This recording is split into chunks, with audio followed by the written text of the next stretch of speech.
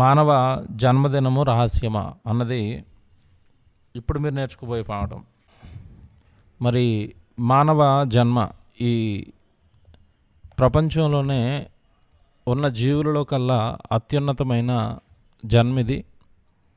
కారణం, ఈ మానవ జన్మ వెనుక ఒక మహాశక్తి ఉంది. ఆ మహాశక్తే పరలోకంలో ఉన్న దేవుడు. ఈ భూమి మీద ఉన్న మనుషులు ఎన్నో గ్రహించారు, ఎన్నో నేర్చుకోవాలని ప్రయత్నించారు తప్ప ఈ మానవ జన్మ గురించి మాత్రం పెద్దగా ఆలోచించలేదు. ఈ మానవ జన్మ గురించి పెద్దగా అవగాహన లేని వారిగా ఉండిపోయారు. ఈ మానవ జన్మదినం రహస్యం అని పెట్టడానికి గల కారణం ఏంటంటే, ప్రపంచానికి తెలియని ఎన్నో శాస్త్రీయమైన సంగతులు బైబిలు ఉన్నతంగా చెప్పగలుగుతుంది. ఈరోజు సమాజానికి జన్మ పైన అసలు సరైన అవగాహన లేదు అని మనం చెప్పొచ్చు. ఎందుకంటున్నాను ఈ మాట అంటే, ఈరోజు జన్మదినం అనగానే ప్రపంచానికి ఏం తెలిసింది అంటే, తల్లి గర్భం నుండి ఒక దినాన్న బిడ్డ బయటపడతాడు. అది హాస్పిటల్లో కానివ్వండి, లేదంటే ఇంటి దగ్గర కానివ్వండి, బిడ్డ బయటకు రాగానే అదే జన్మదినం అనుకుని ఆ రోజు మరి డేట్ వేస్తారు, తారీఖు వేస్తారు, నెల వేస్తారు, సంవత్సరం వేస్తారు. కొంతమంది గంటలు రాస్తారు, నిమిషాలు రాస్తారు. ఈరోజు మనిషికి ఏమర్థమైంది అంటే, జన్మదినం అనగానే భూమి మీద పడ్డ రోజు అని అనుకున్నారు. అదే జన్మదినం అనుకున్నారు. అయితే మనిషికి తెలియాల్సింది ఏంటంటే, నీ మానవ మేధస్సుతో నువ్వు ఆలోచించినప్పుడు నీకు అక్కడి వరకే అర్థమవుతుంది. కానీ జన్మనిచ్చిన దేవుడిని అడిగినప్పుడు జన్మ గురించి ఇంకా ఉన్నతమైన సంగతులు చెబుతాడు. మానవ జన్మ అనేది అప్పుడే ప్రారంభమైందా? మనిషి అప్పుడే పుట్టాడా? అంతకు ముందు ఉన్నాడా? అంటే జన్మకి ముందటి సంగతులు, మరణం తర్వాత సంగతులు మనిషికి అర్థం కావాలి అంటే మనిషి దేవుడి దగ్గరకు రావాలి. దేవుని పిల్లలరా, బైబిల్లో మానవ జన్మకు సంబంధించిన పూర్తి సంగతులు లేదా పూర్తి వివరణ అనేది దేవుడు రాయించేశాడు. ఈరోజు శాస్త్రం అభివృద్ధి చెందిన ఈ శాస్త్రానికి సైతం అందని సంగతులు దేవుడు బైబిల్లో రాయించి పెట్టాడు. ఒకసారి జన్మ గురించి దేవుడు బైబిల్లో ఏం చెబుతున్నాడో బైబిల్లో మీరు చూడాలి. కీర్తనల గ్రంథం 139 కీర్తన 15వ వచనం రాసుకోండి. కీర్తనల గ్రంథం 139 కీర్తన 15వ వచనం. కీర్తనల గ్రంథం 139 కీర్తన 15వ వచనం మనం రాసుకున్నప్పుడు, నేను రహస్యమందు పుట్టిన నాడు భూమి యొక్క అగాధ స్థలములలో విచిత్రంగా నిర్మింపబడిన నాడు నాకు కలిగిన ఎముకలను నీకు మరుగై ఉండలేదు అన్నాడు. 15వ వచనం. ఈ కీర్తన రాసింది కీర్తనకారుడు దావీదు గారు. దావీదు గారు రాస్తూ అంటున్నాడు, నేను రహస్యమందు పుట్టాను అన్నాడు. అదే కదా 15వ వచనం ప్రారంభంలో ఏమనుంది? నేను రహస్యమందు పుట్టిన నాడు అనుంది. చూడండి, అక్కడ నేను రహస్యమందు పుట్టిన నాడు అనుంది. మనిషి పుట్టుక రహస్యంలో జరిగిందా?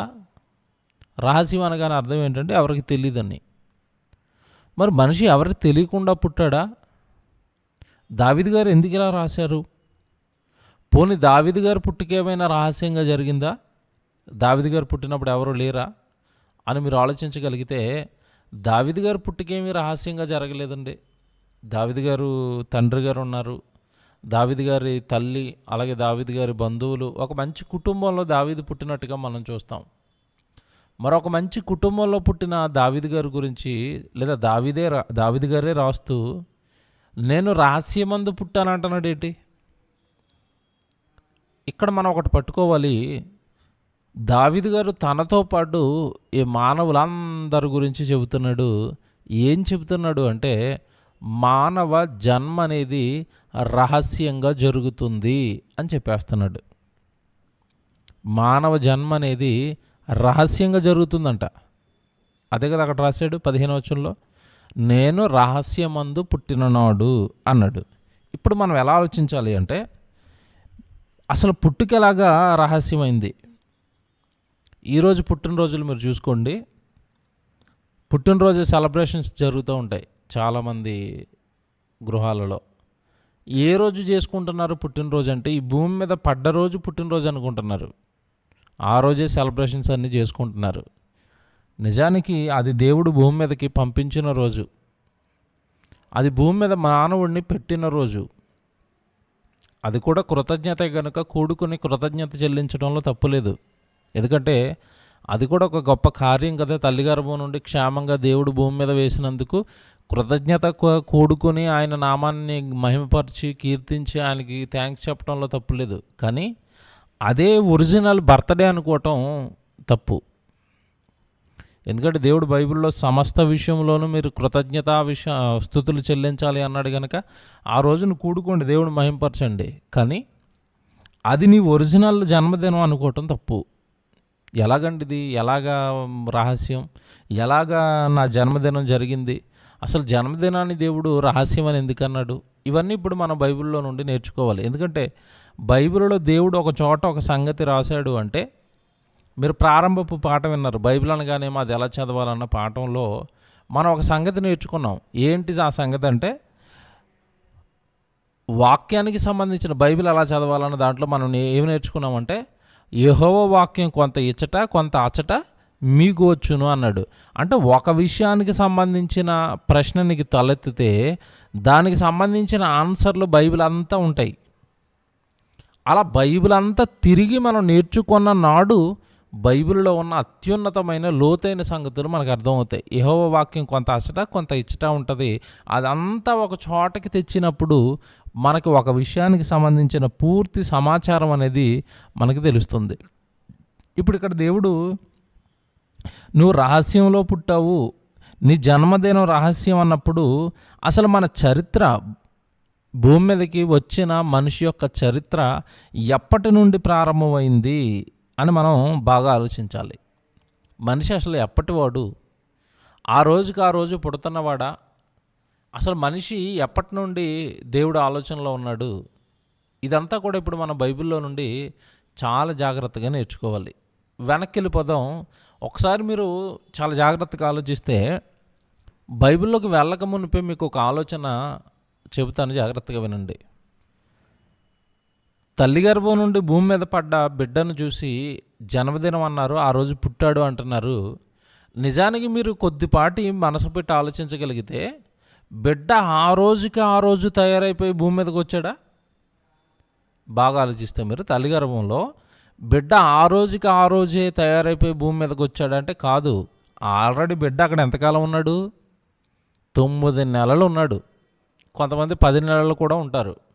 అంటే తల్లి గర్భంలో 9 నెలలు ఉన్నాడు అంటే అక్కడికి రాకమునుపు అసలు బిడ్డ ఎక్కడున్నాడు ఇప్పుడు? ఇది వేట.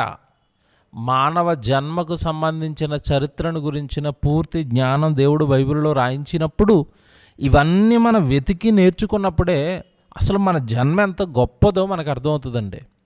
మానవ జన్మ అనేసరికి చాలామందికి సరైన అవగాహన లేదు. ఏదో పుట్టాము అందరిలాగే, ఏదో పెరుగుతున్నాము, ఏదో ఒక చదువుకోవాలి, నేను 4 డబ్బులు సంపాదించాలి, లేదంటే నేను ఒక ఉద్యోగం చేయాలి, నేను వివాహం చేసుకోవాలి, పిల్లల్ని కానాలి, ముసలోడిని అయిపోవాలి, చనిపోవాలి. ఇంతకు మించి మనిషికి ఏమీ అర్థం కాలేదండి జన్మ విలువ. ఈ జన్మనిచ్చింది దేవుడు కనుక ఈ జన్మ వెనకాల దేవుడి కంటే కొన్ని సంకల్పాలు ఉన్నాయి. అంతకంటే ముఖ్యంగా అసలు ఈ జన్మ ఎంత గొప్పదో చెప్పాలనుకున్నాడు దేవుడు. ఈ జన్మ భూమి మీదకి పుట్టుకొస్తున్న ఈ రోజున సుమారుగా 750 కోట్ల నుంచి 800 కోట్ల మంది ప్రజలుంటే, ఈ జన్మలన్నిటి వెనకాల ఉన్న అత్యంత ప్రాముఖ్యమైన చరిత్ర ఒకటి దేవుడు ఈ మానవుడికి నేర్పించాలనుకున్నాడు. కారణం ఏంటంటే, జన్మ ఎందుకో తెలిస్తేనే దేవుణ్ణి ఎందుకు నమ్మాలో అర్థమవుతుంది. ముందుగా మనిషి దేవుణ్ణి నమ్మాలి అంటే అసలు జన్మ ఎందుకో తెలియాలి, జన్మ ఎవరిచ్చారో తెలియాలి, ఈ జన్మ వెనుక దేవుడి కష్టం ఎంత ఉందో తెలియాలి. భూమి మీద ఒక మనిషిని దింపడానికి దేవుడు ఎన్ని కోట్ల సంవత్సరాల ప్రణాళికలు వేసుకొని కూర్చున్నాడో తెలియాలి. అప్పుడు అమ్మో, నా జన్మ వెనకాల ఇంత చరిత్ర ఉందా, నేనేంటి ఇలా తాగుబోతునైపోయాను, నేనేంటి ఇలా తిరుగుబోతునైపోయాను, నేనేంటి ఇలాగా లోకంలో యవనస్తుల్లో ఒకడిగా కలిసిపోయి నా జీవితాన్ని ఇలా నాశనం చేసుకున్నాను, నా తండ్రి ఇంత కష్టపడి నా గురించి ఎదురుచూసి జన్మనిచ్చాడానని ప్రతి ఒక్కరూ కూడా దేవుణ్ణి అత్యంత ఉన్నతంగా గొప్పగా నమ్ముతారు. దేవుని పిల్లలారా, భూమి మీద పుట్టిన ఎవ్వరి జన్మ కూడా ఉచితంగా వచ్చిన జన్మ కాదు. దీని వెనకాల పుట్టించిన సృష్టికర్త చాలా కాలం ప్రణాళికలు వేసుకుని కూర్చున్నాడు. ఒకసారి బైబిల్లోకి వెళ్ళిపోయి అసలు తల్లి గర్భం గురించి దేవుడు బైబిల్లో రాయిస్తున్న ఒక మాట ఇప్పుడు మీరు చూడాలి. కీర్తనల గ్రంథం 71వ అధ్యాయము 6వ వచనం చూడండి. కీర్తనల గ్రంథం 71వ అధ్యాయము 6వ వచనం. కీర్తనల గ్రంథం 71వ అధ్యాయము 6వ వచనం మీరు చూస్తే, కీర్తనల గ్రంథం 71వ అధ్యాయం 6వ వచనం.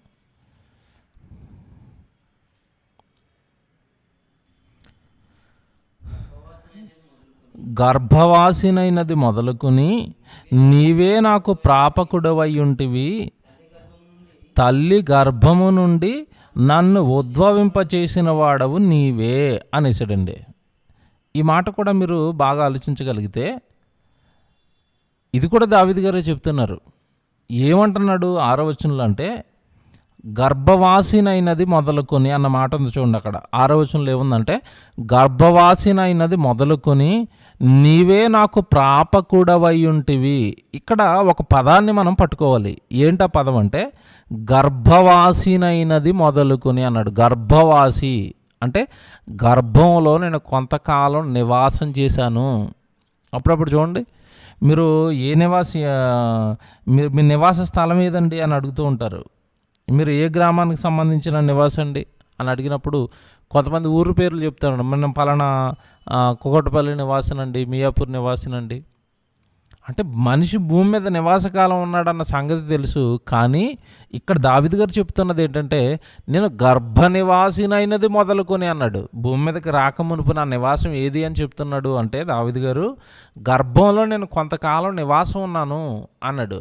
ఆ నివాసం ఉన్న నన్ను ఉద్భవింప చేసినవాడు, అంటే తల్లి గర్భం నుండి బయటకు నన్ను రప్పించిన వాడు, ఇదిగో ఒక ఆయన ఉన్నాడు తల్లి గర్భంలో నన్ను బయటికి తీసుకొచ్చిన ఆయనే దేవుడు. ఎందుకంటే బిడ్డ ఎప్పుడుకు బయటికి రావాలో నిర్ణయించేది కూడా దేవుడే. దేవుని పిల్లలుగా ఇవన్నీ మీరు చాలా జాగ్రత్తగా ఆలోచిస్తే, మనిషి జన్మని ఇప్పుడు నేను నెమ్మదిగా వెనక్కి తీసుకెళ్తున్నాను. ఎందుకంటే భూమి మీద పుట్టిన మనిషి ఇదే జీవితం అనుకున్నాడు, అదే పుట్టినరోజు అనుకున్నాడు. కాదు, నువ్వు ఈ భూమి మీదకి రాక మునుపు ఆల్రెడీ ఉన్నావు తల్లి గర్భంలో. మరి ఆ తల్లి గర్భంలోకి నువ్వు ఎప్పుడు వచ్చావు? గర్భవాసినైనది మొదలుకొని అన్నాడు అంటే గర్భంలో నివాసం ఉన్నప్పుడు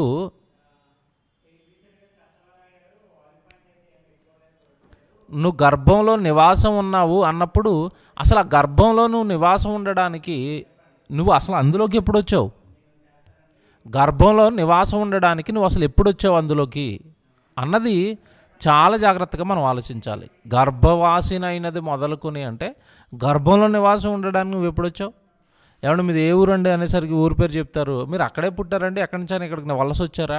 హైదరాబాద్లో చూడండి, అందరూ కూడా వలస వచ్చి ఉంటారు. ఇక్కడ ఎప్పుడు వచ్చేసారండి మీరు? హైదరాబాద్కి వచ్చి ఎన్ని సంవత్సరాలు అయిందని అడుగుతూ ఉంటారు. దేవుని పిల్లలరా, అంటే ఒక నివాసంలో నువ్వు ఉంటున్నావంటే ఎక్కడో ఒక చోట నుంచి వచ్చావు, లేదా మీరు ఇక్కడే పుట్టారా అని అడుగుతూ ఉంటారు. ఇప్పుడు మీరు ఆలోచించగలిగితే బైబిల్లో నుండి, మరి గర్భవాసినైనది మొదలుకొని నీవే నా ప్రాపకుడవై ఉంటూ నువ్వే తండ్రి నాకు అన్నీ, నేను అక్కడ నివాసం ఉన్నంతకాలం నువ్వు నన్ను నువ్వే చూసుకున్నావు అంటున్నాడు దావీదు గారు. ఇప్పుడు ఇంకా మనం వెనక్కి వెళ్ళాలి. ఏంటో వెనక్కి వెళ్ళేదంటే, భూమి మీదకి వచ్చిన తర్వాత మనిషి జన్మదినం అనుకుంటే కాదు, దేవుడు నాయన నువ్వు ఆల్రెడీ గర్భంలో నివాసం ఉన్నావు అనేసాడు. గర్భంలో నివాసం ఉన్నావని దేవుడు చెప్పిన తర్వాత అక్కడ నివాసం ఉన్న నీవు సుమారుగా 9 నెలలు 270 రోజులు, కొంతమంది 300 రోజులు ఉంటారు అక్కడ.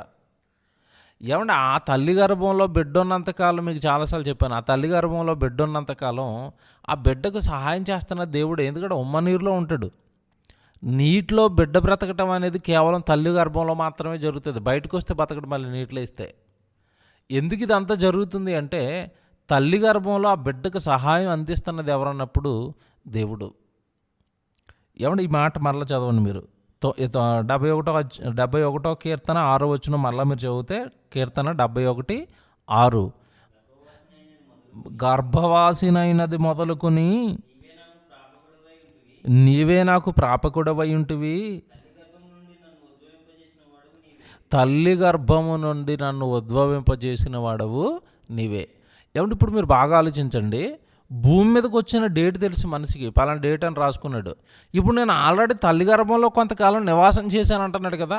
ఆ తల్లి గర్భంలో నివాసం చేయడానికి ఏ డేట్ని వచ్చాడో ఎవరికైనా తెలుసా? బాగా ఆలోచించండి. ఇప్పుడు మీకు అర్థమైపోద్ది జన్మదినం రహస్యం అని మీకు అర్థమైపోద్ది. తల్లి గర్భంలోకి ఎప్పుడు వచ్చాడో ఎవరికైనా తెలుసా? తెలీదు.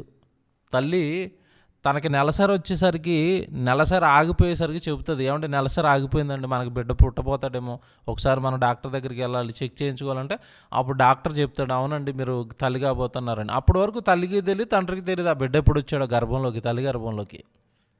అంటే ఏమర్థం అవుతుంది మనకంటే, బిడ్డ జన్మ అనేది చాలా తక్కువగా ఆలోచించారండి చాలామంది. జన్మ గురించి చాలా తక్కువగా ఆలోచించారండి. అసలు జన్మ గురించి పెద్దగా ఎవరికి ఏం తెలీదు.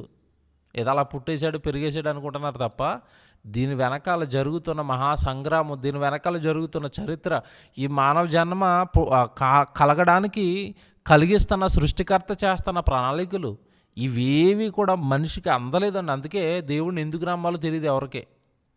ఉద్యోగం ఇస్తే నమ్ముతాను, వ్యాపారం ఇస్తే నమ్ముతాను అంటున్నారు తప్ప, ఇంత మనిషి కోసం చేశాడని ఎవరు చెప్పట్లేదు ఈరోజు దేవుడి గురించి. ఇంత ఉంది నీ జన్మ వెనకాల, ఎంత ఉంది నీ పుట్టుక వెనకాలని ఎవరో దేవుడి గురించి ఇలా చెప్పేవాళ్ళు లేరు. దేవుడిని నమ్ముకోండి రోగాలు పోతాయి, దేవుడిని నమ్ముకోండి డబ్బులు వస్తాయి, ఇది చెప్పారు తప్ప ఇంతకాలం దేవుడి గురించి, జన్మ గురించి పర్టికులర్గా దేవుడు రాయించినవి చెప్పలేదండి. దేవుని పిల్లలారా, ఇంకా మనం ఇప్పుడు ఇంకా వెనక్కి వెళ్ళిపోవాలి. ఇప్పుడు తల్లి గర్భంలో నివాసం ఉండడానికి వచ్చాను అన్నాడంటే ఎప్పుడు వచ్చావో మనకు తెలీదు. పోనీ ఇప్పుడు నువ్వు తల్లి గర్భంలో నివాసం ఉండడానికి వచ్చావంటే అంతకు ముందే ఉన్నాం కదా, ఉంటేనే కదా వస్తాడు అక్కడికి. ఇప్పుడు మనం క్లాస్ వినడానికి ఇక్కడికి వచ్చాము అంటే మనం ఉన్నాం కనుక వచ్చాము. మరి ఇప్పుడు తల్లి గర్భంలో నివాసం చేయడానికి నేను వచ్చాను అన్నాడంటే అంతకు ముందు ఉండి ఉండాలి. మరి తల్లి గర్భంలోకి రాకమునుపు అసలు బిడ్డ ఎక్కడ ఉంటాడు, ఇది మనకు తెలియాలి. ఇంకొక వాక్యం చూడాలి. ఇర్మియా గ్రంథం 1వ అధ్యాయం 4వ వచనం. ఇర్మియా గ్రంథం 1వ అధ్యాయం 4వ వచనం చూడండి.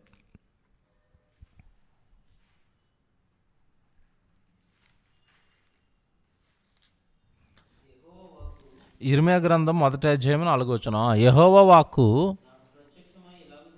నాకు ప్రత్యక్షమై ఇలాగు సెలవిచ్చెను, గర్భములో నేను నిన్ను రూపింపక మునుపే నిన్నెరిగి తిని. వాట్ ఎ వండర్ఫుల్ సెంటెన్స్ అండి ఇది. జాగ్రత్తగా అర్థం చేసుకోవాలి. బిడ్డ భూమి మీద రూపంతో పడ్డ తర్వాత మగబిడ్డ ఆడబిడ్డ అని వెయిటింగ్ చాలామంది. తల్లి గర్భంతో ఉన్నప్పుడు తండ్రికి ఒకటే టెన్షను.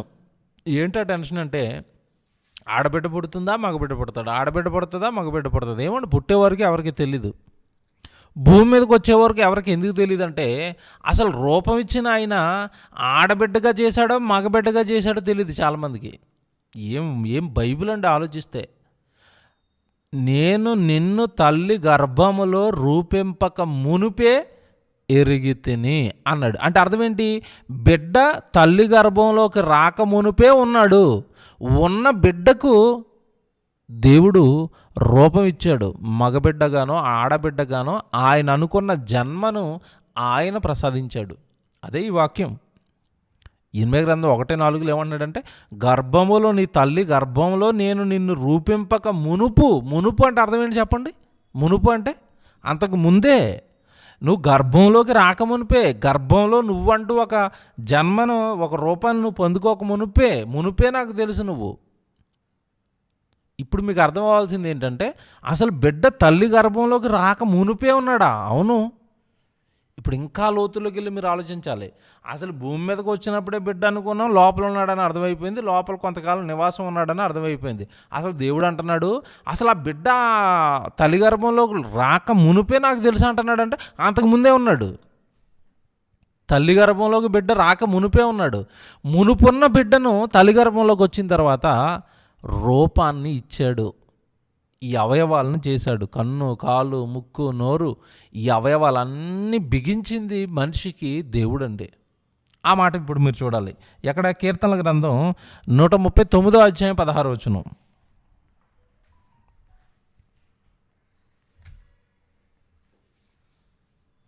కీర్తనల గ్రంథం 139వ అధ్యాయం 16వ వచనం చూడండి.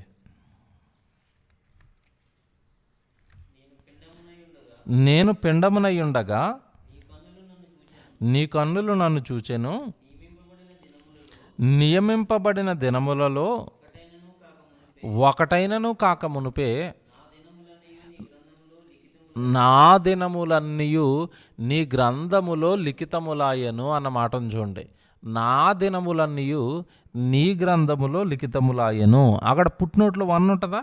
మీరు అలా కిందకి చూసుకుంటూ వస్తే చిన్న అక్షరాలు ఉంటాయి. ఆ చిన్న అక్షరాల్లో ఏముంటుందంటే, ఒకటైనను కాకమునుపే నా అవయవములు దినము నిరూపింపబడుచుండగా అవన్నీ నీ గ్రంథములో లిఖితములాయను అన్నది చూడండి. నా అవయవములన్నీ దినము నిరూపింపబడుచుండగా, అవయవాలు అనేవి చేయబడ్డాయి. దినము ఒక్కొక్క రోజు ఒక్కొక్క అవయవాన్ని డెవలప్ చేసుకుంటూ వెళ్ళాడు దేవుడు. ఒక్కొక్క రోజు ఒక్కొక్క అవయవాన్ని బిగించుకుంటూ వెళ్ళాడు దేవుడు మనిషికి. అసలు ఇవన్నీ ఎవరు చెప్పారండి మానవులకి? ఈ రోడ్ల మీద తిరుగుతున్న వాడికి ఎవరికైనా ఒరే నీ దేహం దేవుడిచ్చాడు రా, తల్లి గర్భంలో నీకు ఆ దేహాన్ని కట్టాడని ఎవరైనా చెబుతున్నారండి? అలా చెబితేనండి ఈరోజు చావులు చూడండి కొన్నా ఆగేవేమోనండి. తల్లిదండ్రులు బిడ్డలను కూర్చోబెట్టి మాటలు చెప్పుంటే ఈరోజు సమాజం ఇలా మారిపోయేది కాదండి. క్రూరంగా ప్రమాదాల్లో చచ్చిపోతున్నారు, ఏమండి ఫైటింగ్లు ఆడుకుని చచ్చిపోతున్నారు, బైక్ రేసింగ్లో చచ్చిపోతున్నారు. యువత చూడండి సెల్ఫీలు తీసుకుంటూ ట్రైన్లు గుద్దేసుకొని చచ్చిపోతున్నారు, సెల్ఫీల కోసం ఎత్తైన కొండలెక్కి చచ్చిపోతున్నారు.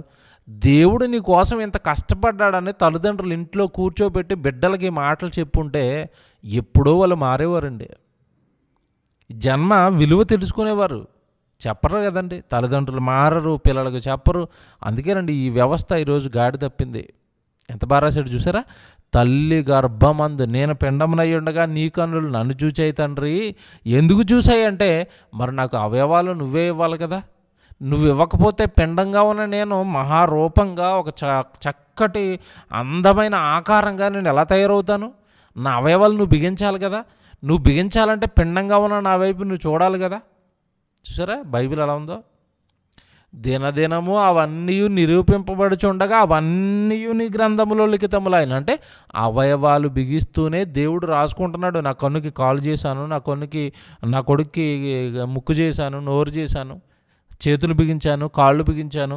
ఇగో నా కొడుకు చేతులతో నా కొరకు ఈ పని చేయాలి, ఈ కళ్ళతో వాక్యం చదువుకోవాలి, ఈ చెవులతో నా మాటలు వినాలి, ఈ నోటుతో నా గురించి మహిమపరిచే పాటలు పాడాలి, ప్రార్థనలు చేయాలి, నా వాక్యం చెప్పాలి. దేవుడు ఎందుకండి అవయవాలను కట్టాడు? చాలామందికి తెలియదండి ఇదంతా. ఎందుకు వాడుకుంటున్నారో వాళ్ళ దేహాలు వాళ్ళకే తెలియదండి.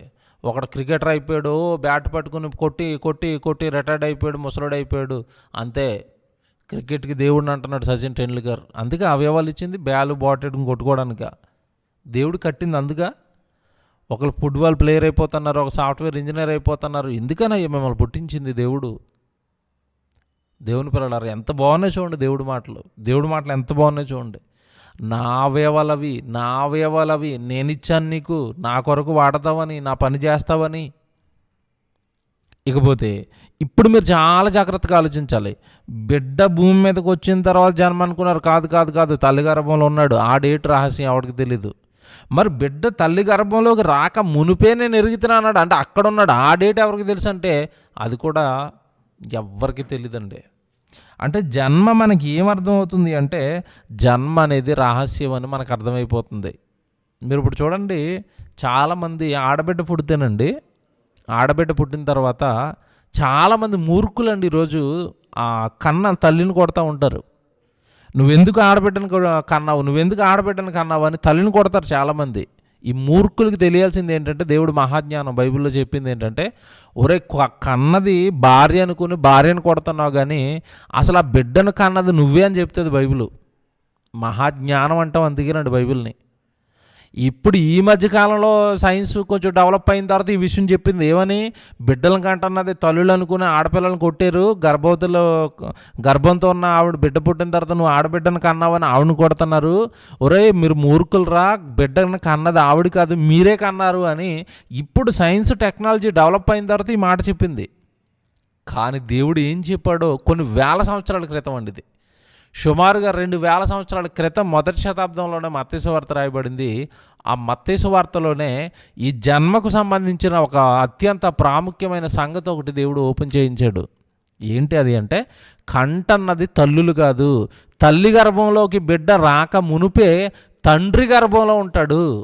తండ్రి గర్భం నుండి తల్లి గర్భంలోనికి దేవుడు ప్రవేశపెట్టబడిన ఈ బిడ్డకు తల్లి గర్భంలో దేవుడు రూపాన్ని ఇస్తున్నాడు, అవయవాలను ఇస్తున్నాడు అని చెప్పేశాడు. ఇప్పుడు చూడాలి బైబిల్. మత్తయి సువార్త 1వ అధ్యాయము 1వ వచనం చూడండి.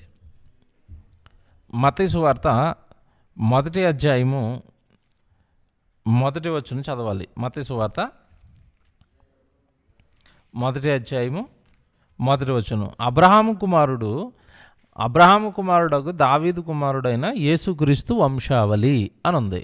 ఓకే, మత్తయి సువార్త 1వ అధ్యాయం 1వ వచనం. ఇప్పుడు 2వ వచనం చదివితే అబ్రహాము ఇస్సాకును కనెను అని ఉంది, అండర్లైన్ చేసుకోండి. అబ్రహాము ఇస్సాకును కనెను, ఇస్సాకు యాకోబును కనెను, యాకోబు యోదాను అతని అన్నదమ్ములను కనెను అని ఉంది. చూడండి ఇక్కడ మీకు ఏమర్థం అవుతుంది? అబ్రహాము ఇస్సాకును కనెను అని ఉంది అక్కడ.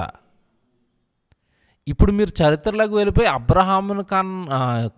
ఇస్సాకును కన్నది అబ్రహామా శారమ్మ గారా? శారమ్మ కన్నది. శారమ్మ కన్నదని రాశాడా దేవుడు బైబిల్లో? Abraham కన్నాడని రాశాడా?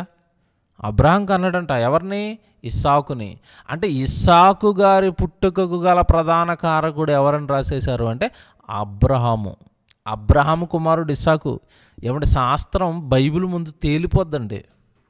Science science science science అని కొట్టుకుంటున్నారు చూశారు, ఈ సైన్స్ అంతా బైబిల్ ముందు తేలి వెళ్ళిపోద్ది. ఎందుకన్నానంటే ఈ మాట, సుమారుగా మత్తయ్య గారు ఎప్పుడండి 2000 సంవత్సరాల క్రితం, అప్పుడు ఎక్కడదండి శాస్త్రానికి బొడ్డోడలేదు అప్పటికి. ఇప్పుడు చెప్పారండి నెమ్మదిగా, ఆడపిల్లలు పుట్టిన వాళ్ళ తల్లుల్ని హింసించకుండా ఆయన కంటన్నది ఆవిడ కాదు నువ్వే కన్నావని మా భర్తలకి కౌన్సిలింగ్ చేయటం ఇప్పుడు ప్రారంభించారు. ఇది ఎప్పటి సంగతి అండి? ఇది ఎప్పటి సంగతి? సృష్టికర్త రాయించాడు గనక, సృష్టిలో జరుగుతున్న ప్రతిదీ ఆయనకు తెలుసు గనక, శాస్త్రంతో సంబంధం లేకుండా మట్టి మెదటికి అందని మహాజ్ఞానాన్ని అంత దేవుడు ముందుగానే ఏమంటే తను ఏర్పాటు చేసుకున్న తన సేవకులతో దేవుడు రాయించేస్తున్నాడు. అబ్రహాం కన్నాడు ఇస్సాకుని, ఇస్సాకు యాకోబును కన్నాడు, యాకోబు యోదాను అతని అన్నదమ్ములను కన్నాడు. తండ్రులు కంటున్నారు. ఇది ఎలాగా? మీరు ఇందాక ఒక మాట చదువుకున్నారు, నేను గర్భవాసినైనది మొదలుకుంటే గర్భంలోనికి నివాసంగా నువ్వు తల్లి గర్భంలోకి నివాసానికి రాక మునుపు నువ్వు ఎక్కడున్నావు అంటే, నాయన నువ్వు ఎక్కడో కాదు, తల్లి గర్భంలోకి రాక మునుపు తండ్రి గర్భంలో ఉన్నావు అంటున్నాడు. మన జన్మ ఇప్పుడు వెనక్కి వెళ్తుంది నెమ్మదిగా. ఎందుకంటే మానవ జన్మదినం రహస్యం అని చెప్పేశాడు కదా. మరి ఎప్పుడు పుట్టాను తండ్రి నేను అడుగుతున్నప్పుడు దేవుడిని ఆయన నెమ్మదిగా స్టేజ్ బై స్టేజ్ మనకి చెప్పుకుంటూ వస్తున్నాడు. భూమి మీదకి పుట్టేసావు, అదే జన్మ అనుకుంటున్నావు నాయన, నీ వెనకాల చాలా చరిత్ర ఉంది, అదంతా నువ్వు నేర్చుకోవాలని చెప్తున్నాడు. ఏదో ఊరకనే భూమి మీదకి వచ్చేసిన వాడు కాదు, నువ్వు రాకమునుపు తల్లి గర్భంలో ఉన్నావు, తల్లి గర్భంలోకి రాకమునుపు తండ్రి గర్భంలో ఉన్నావు. తండ్రి గర్భంలో నేను ఉన్నానా? దీనికి ఏమైనా ఆధారం ఉందా బైబిల్లో అంటే, గర్భంలో తల్లికంటూ గర్భం ఉందని ప్రపంచానికి తెలిస్తే దేవుడు బైబిల్లో తండ్రికి కూడా గర్భం ఉందని రాశాడు. అదిరిపోద్దండి బైబిల్. అర్థం కాక, చదువుకోక, నేర్చుకోక, ఎప్పుడు దేవుడు అనగానే ఆశీర్వాదాలు స్వస్థతలు అనుకుని తిరగటం వల్ల ఇందులో ఉన్న మహాజ్ఞానం అనేది కనుమరుగైపోయిందండి ఈరోజు సమాజానికి. బైబిల్ అనగానే ఏం చెప్తారండి? ఆ స్వస్థతలు అంటారు, ఆశీర్వాదాలు అంటారు, రోగాలు పోతాయి అంటారు. ఇదే అనుకుంది సమాజం అంతా. కారణం మహాజ్ఞానం, బైబిల్లో ఉన్న లోతైన సంగతులు సమాజానికి క్రైస్తవులు చెప్పకపోవటం వల్ల. చూడాలి ఇప్పుడు తల్లి గర్భం ఈ గర్భం తెలుసు ఈ మానవ జాతికి, తండ్రికి కూడా గర్భం ఉంది, అక్కడ నుండే పిల్లలు ప్రారంభమవుతున్నారు అని దేవుడు చెప్పిన ఒక మాట ఇప్పుడు మనం చదవాలి. హెబ్రీయులకు రాసిన పత్రిక 7వ అధ్యాయము. హెబ్రీయులకు రాసిన పత్రిక 7వ అధ్యాయం మీరు చూడండి.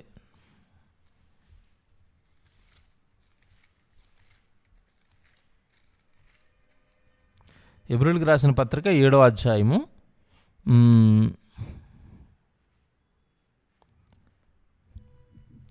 9-10 వచనాలు చూద్దాం. 9వ వచనము 10వ వచనం.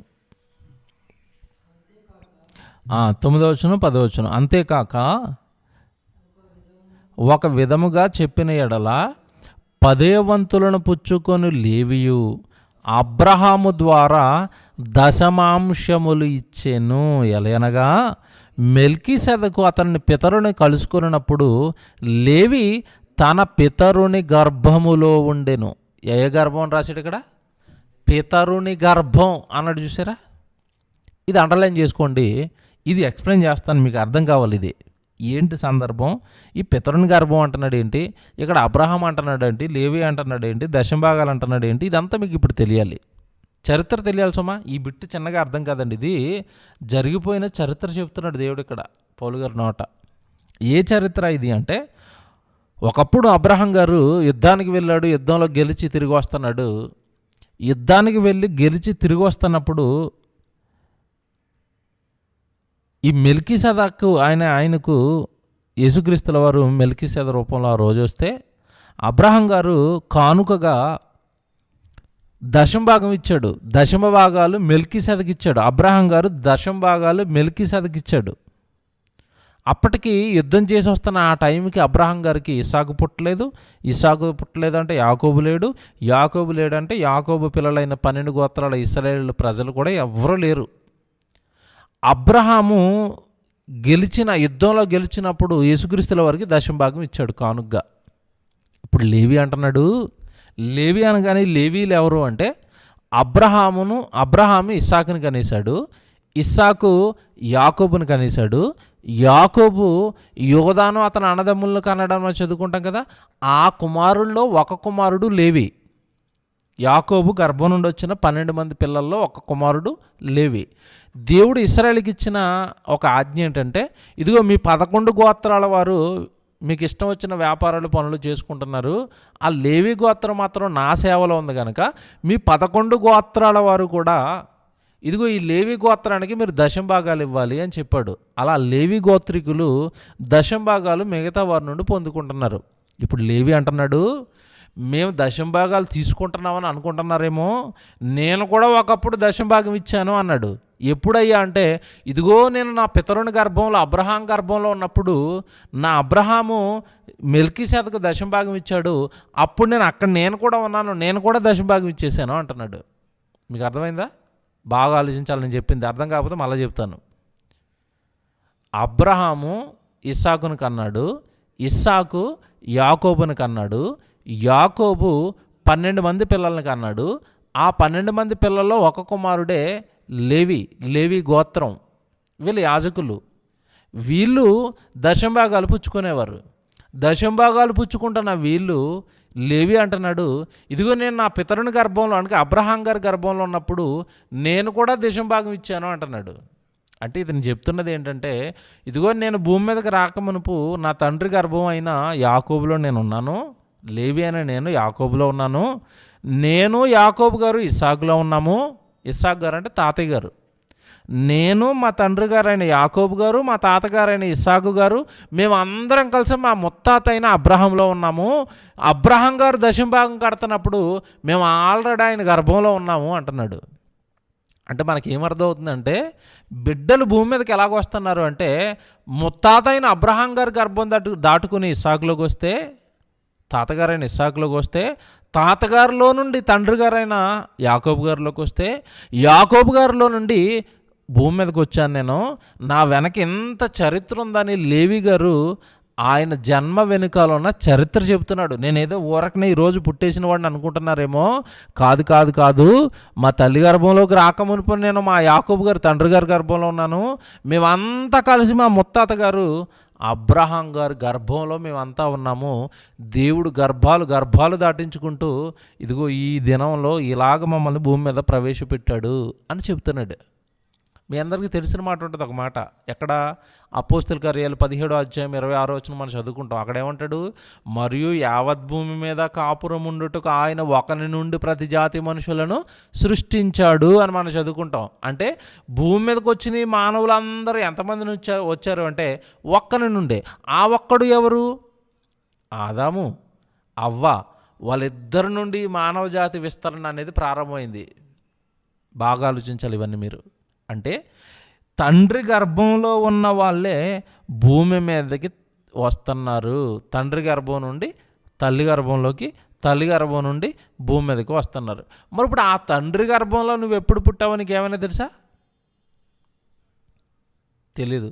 ఆ తండ్రి గర్భంలోకి మనం ఎక్కడి నుండి వచ్చామంటే ఇదిగో మరలా తిరిగి ఆదాములో నుండి వచ్చాం. ఒకసారి ఆ మాట కూడా మీరు చూస్తే యోబు గ్రంథము 38వ అధ్యాయము, యోబు గ్రంథము 38వ అధ్యాయము 3వ వచనం చూడండి.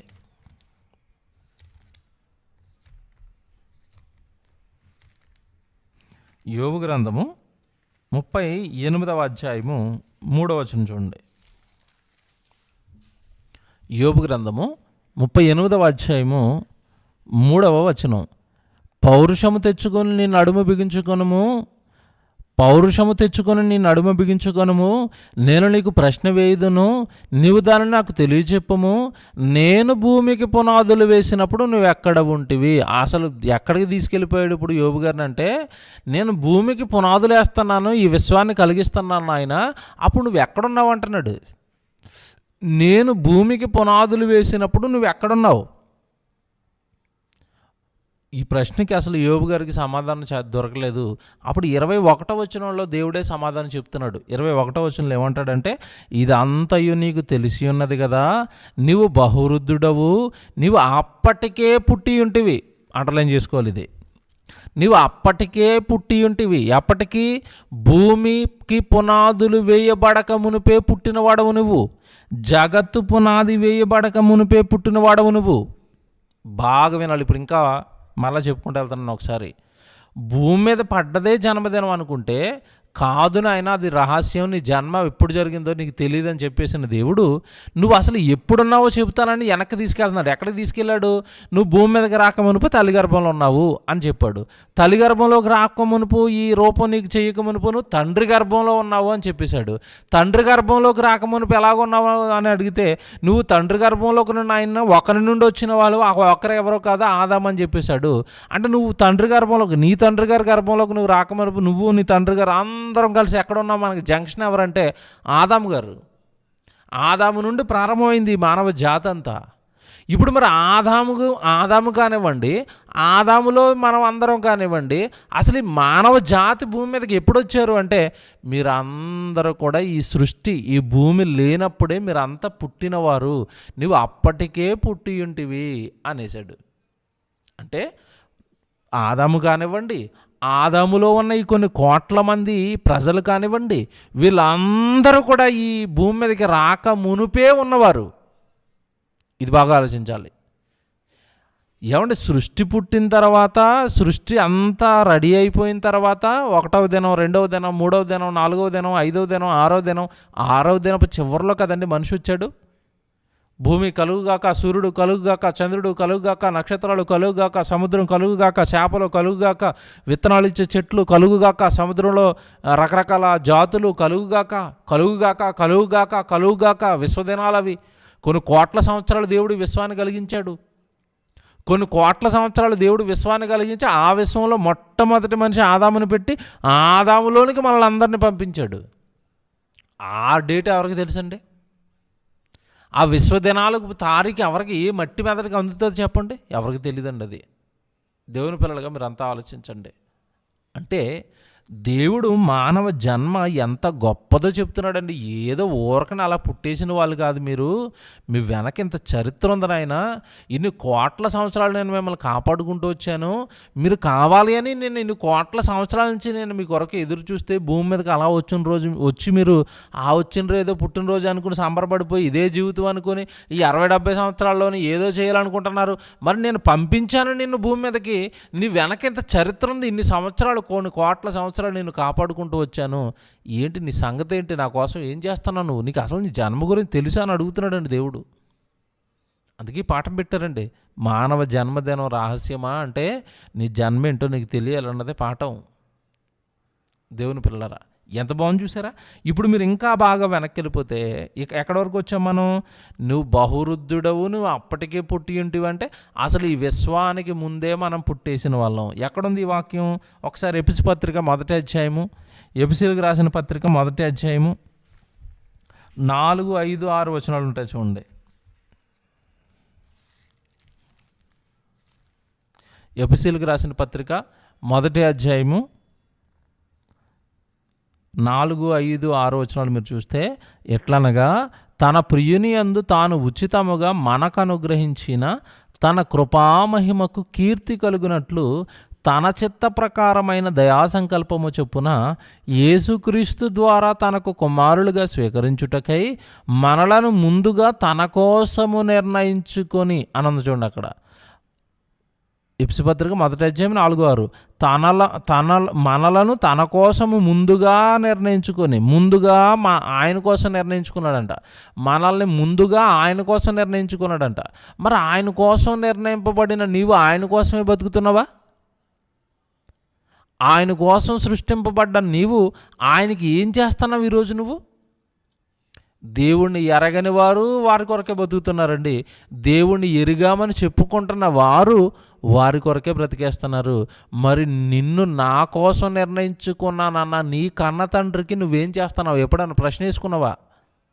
నన్ను పుట్టించిన నా సృష్టికర్త పని నా జీవితంలో ఏముంది? ఓ బైబిల్ చదువుతున్నానా, ఓ బైబిల్ నేర్చుకుంటున్నానా, ఎవరికైనా చెబుతున్నానా, దేవుడు వాక్యం గురించి ఏమైనా ఆలోచిస్తున్నానా? ఎప్పుడైనా మనిషి ఆలోచిస్తున్నాడండి?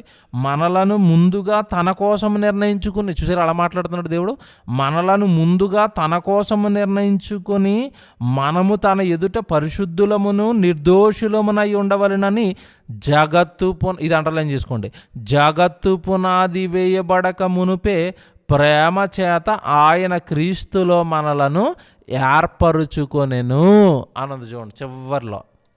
జగత్తు పునాది వేయబడక మునుపే ప్రేమ చేత ఆయన క్రీస్తులో మనలను ఏర్పరుచుకొనేను అని రాయించేశాడు. అంటే ఇప్పుడు మీకు అర్థమైపోవాలి, ఎప్పుడు పుట్టాము ఇప్పుడు మనమంతా, ఎప్పుడు ఏర్పాటు చేసుకున్నాడు మనల్ని అందరినీ?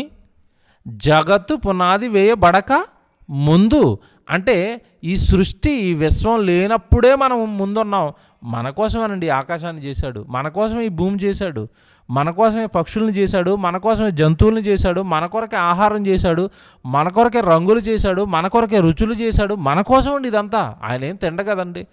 దేవుడికి ఎందుకండి? ఆయన ఆత్మ దేవుడు. ఆయనకెందుకు రంగులు, ఆయనకెందుకు రుచులు, ఆయనకెందుకు పులి, ఆయనకెందుకు సింహం, ఆయనకెందుకు పక్షి, ఆయనకెందుకు చికెను, ఆయనకెందుకు మటన్? చెప్పండి. జగత్తు పునాది వేయబడక ముందు ఉన్న నువ్వు ఈ జగత్తులోకి వచ్చేసరికి నీకు అన్నీ కావాలి అని, ఇదిగోనండి ఆహారం. ఎవడో ఒక రకంగా చెప్పాలంటే మనం ఉంటున్న ఈ ప్రకృతి అండి ఒక టిఫిన్ బాక్స్ లాంటిదండి. తల్లి బిడ్డ స్కూల్కి వెళ్ళిపోతున్నప్పుడు క్యారేజ్ కడుతుంది, ఓ బాక్స్లో అన్నం పెడుతుంది, పైన కూర వేస్తుంది, ఆ పైన పెరిగేస్తుంది, ఆ పైన చట్నీ వేస్తుంది. కొంతమంది అలా 4 బాక్సులు కట్టి పంపిస్తారు బిడ్డకి. ఎందుకు? కొడుకు తినాలి. అలాగే కన్నతండ్రి ఆలోచించాడండి, నా పిల్లలు ఎవ్వరు భూమి మీదకి రాకమునిపే. ఎప్పుడు వచ్చాడు? ఆదాము 6వ దినానికి చివరిలో వచ్చాడు. రాకమునిపే మొత్తం రెడీ అయిపోయింది. చేపలు తింటావు నాయన, చేపలు తిను, మాంసం తింటావు, మాంసం తిను, కూరగాయలు తింటావు, కూరగాయలు తిను, ఆకుకూరలు తింటావు, ఆకుకూరలు తిను, పళ్ళు తింటావా, పళ్ళు తిను, అన్నీ రెడీ, ఎవ్రీథింగ్ రెడీ అన్నాడు. రెడీ అయిపోయిన తర్వాత కదండి తన కొడుకుని దింపుకున్నాడు ఈ విశ్వంలోకి, ఆదాముని. ఎవరికి దేవుడు అర్థం కాలేదండి, ఎవరికి దేవుడి గురించి సరిగ్గా చెప్పట్లేదండి అర్థమయ్యేటట్టుగా. అందుకే ఈ మానవ జాతి, నరజాతి దేవుని గుర్తించలేకపోతుంది ఈరోజు. జగత్తు పునాది వేయబడక మునిపే మిమ్మల్ని సృష్టించుకుని, అలా సృష్టించుకున్న మిమ్మల్ని అందరిని పట్టుకుని ఆదాములో పెట్టి, ఆదాములో నుండి తండ్రి గర్భాలు దాటించుకుంటూ మీ తాతలకు వచ్చిన తర్వాత మీ తండ్రి గారికి వచ్చే వరకు ఎదురు చూశాడు మీ గురించి.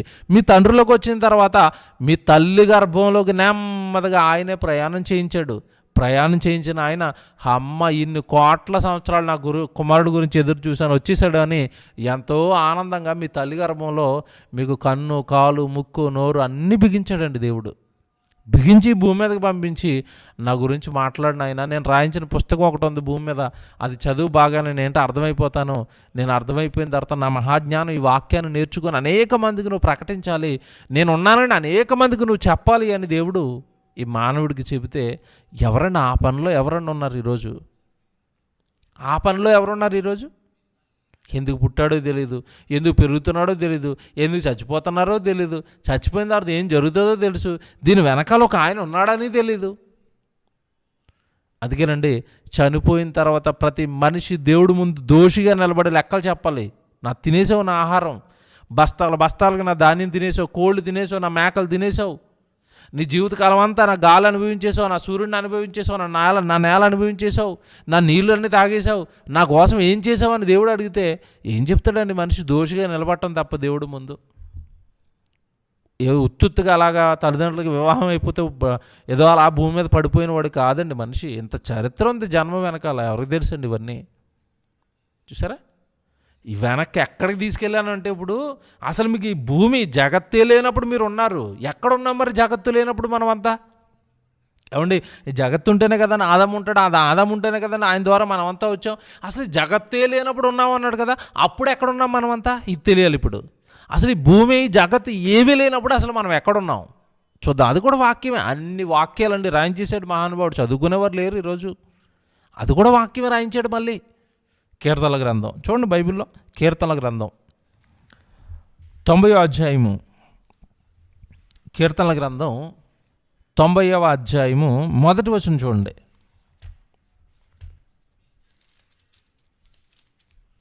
కీర్తనల గ్రంథం 90వ అధ్యాయము మొదటి వచనం. కీర్తనల గ్రంథం 90వ అధ్యాయము మొదటి వచనం చూడండి. ప్రభువా, తరతరముల నుండి మాకు నివాస స్థలము నీవే. అండర్లైన్ చేసుకోండి. వాట్ ఏ వండర్ఫుల్ సెంటెన్స్ అండి ఇది. మళ్ళా చదువుతున్నాను. ప్రభువా, తరతరముల నుండి మాకు నివాస స్థలము నీవే అంటే అర్థం ఏంటి? నీవే అంటే అర్థం ఏంటి చెప్పండి? తరతరముల నుండి మా నివాస స్థలము, మేము ఉండే చోటు నివాస స్థలం అంటే మీది ఏ ఊరు అండి అనగానే చాలామంది అమాయకంగా ఏం చెప్పేస్తున్నారంటే, మాది మియాపూర్ అండి, మాది నారాయణఖేడ్ అండి, మాది ఏదో బళ్ళారి అండి, లేదంటే మాది అల్లీపురం అండి, నోటికి వచ్చింది చెప్పేశారండి ఈరోజు మనుషులు. అసలు ఒరిజినల్ నివాస స్థలం మనిషిది ఏదంటే, భక్తుడు చెప్తున్నాడు ఇక్కడ మోషే గారు, ప్రభువా, తరతరముల నుండి మా నివాస స్థలము, మేమున్న చోటు ఎవరో కాదు నీవే, నీలో నుండి వచ్చేసాం తండ్రి ఈ భూమి మీదకి. ఆయన ఆత్మ అండి. దేవుడు అనగానే ఆత్మ. మనం కూడా ఎవరు అనుకుంటున్నారు? శరీరం అనుకుంటున్నారా? నేను చెప్పాను కదా, నీవు అనగా ఎవరని సార్ 2 పాటలు మాట్లాడాను, నేను అనగా ఎవరని 2 పాటలు మాట్లాడాను, యూట్యూబ్లో ఉన్నాయి వినండి. నేను అనగానే శరీరం కాదు, ఎవరు? ఆత్మ. దేవుడు ఎవరు? ఆత్మ. నువ్వెవరు? ఆత్మ.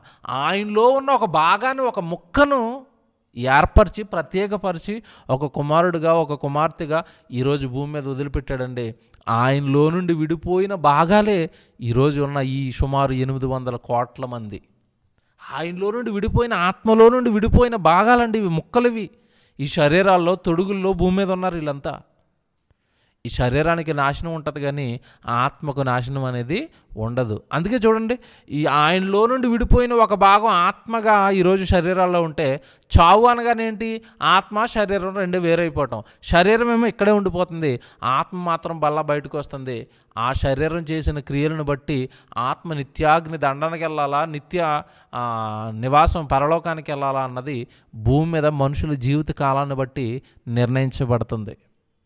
అంటే శరీరానికి నాశనమై ఉందో తప్ప ఆయనలో నుండి విడిపోయిన నీకు మాత్రం నాశనం లేదు. భూమి మీద ఉంటావు 60-70 సంవత్సరాలు, ఈ జీవితం అయిపోయింది అనుకోండి, మరో లోకానికి వెళ్ళిపోతావు, పాతాళ లోకానికి. అక్కడ పరదేశంలో ఉంటావా, నరకంలో ఉంటావా అన్నది భూమి మీద ఉండగానే నువ్వు నిర్ణయించుకోవాలి.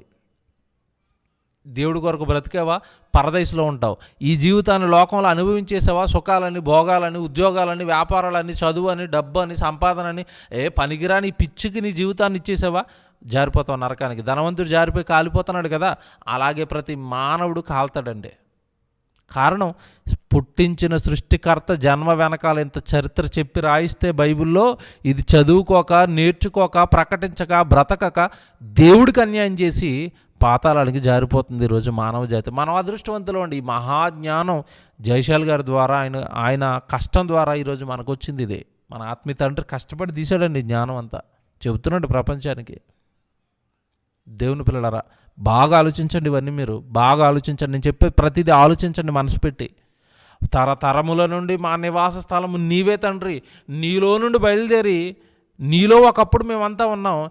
ఆయన మనల్ని ఆయనలో పెట్టుకుని మన కొరకు ఈ విశ్వాన్ని చేసేసాడు. అమ్మో, నా కొడుకులు కొన్ని కోట్ల మంది వస్తారు కనుక భూమి ఎంత పెద్దది ఉండాలి, ఎంత పరిమాణం ఉండాలి, ఆకాశం ఎంత ఉండాలి, సూర్యుడు ఎంత ఉండాలి, చంద్రుడు ఎంత ఉండాలి అని ఆయన కొలతలు వేశాడు. పిల్లలు ఎంతమంది వస్తారు కనుక ఎంత ఉండాలి భూమి అని ఆయన కొలతలు వేసి మహావిశ్వాన్ని కట్టి ఆయనలో ఉన్న మనలందరినీ కూడా ఒకానొకనాడు ఆదాములోనికి, ఆ మట్టి శరీరంలోనికి జీవవాయువును ఓదగా నరుడు జీవాత్మ ఆయనను మనం చదువుకుంటాం ఆదికాండం 2:18.